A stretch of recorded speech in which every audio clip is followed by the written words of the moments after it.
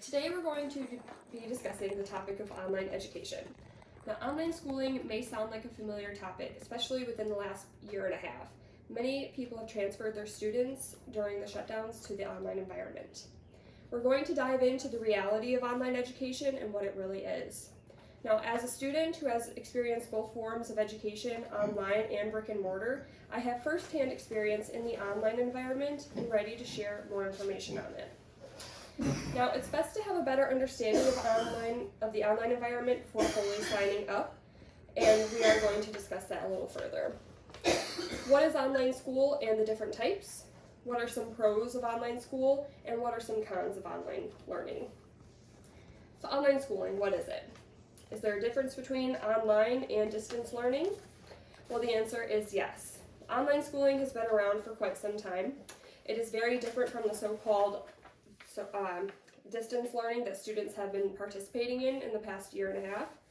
And distance learning is used by the schools and mainly because of the pandemic.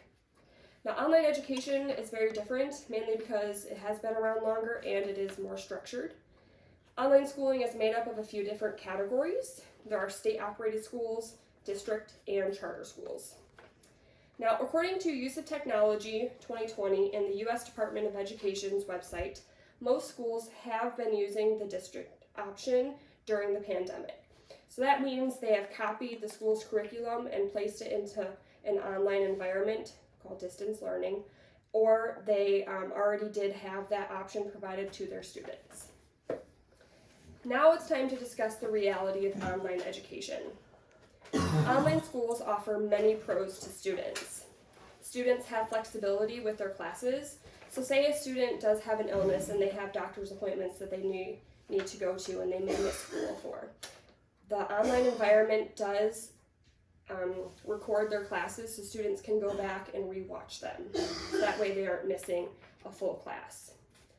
Now, depending on the school, materials are often free of charge for students. Now, this can include computers, books, and project materials. I do know that K-12 does offer this, but it does vary for each state. Now, online schooling was a great option for students for this past year and a half.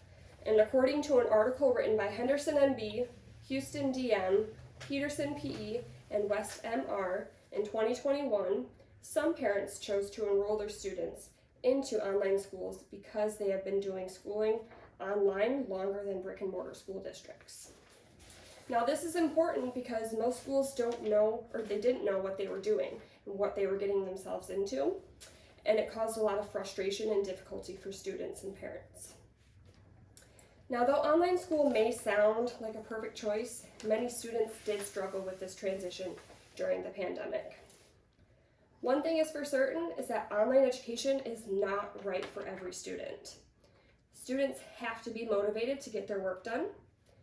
Most of these online schools do require a parent or some sort of relative to be a learning coach that helps their students make sure that they log into their classes and that they're actively participating.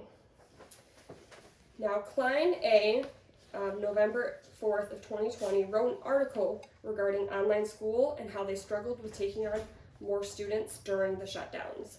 So too many students and families noticed that the brick and mortar schools were struggling with the transition of distance learning, and they decided to go towards the online schools, but they were too overwhelmed and a lot of them could not accept more students. Now, there are not as many opportunities for extracurriculars. Now, this can be for sports or clubs or things like that.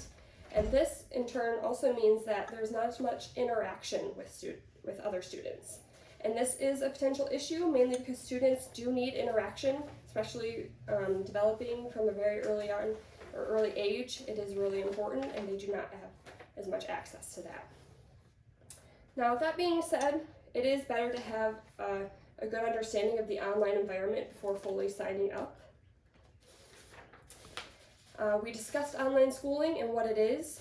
We went over the pros of online education as well as the cons of online schooling.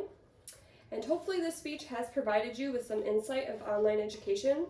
Now, it is always recommended that you do your own research if it is something that you or your students may be interested in. please reach out to students and parents who have gone through the online education system and attend informational meetings that online schools do host. Now these can be virtual meetings or in-person meetings. With these meetings, you have an opportunity to talk with teachers and principals and a lot of the other workers to really get a better understanding of online schooling. Thank you. Nice job, Meg. Yeah. Informative.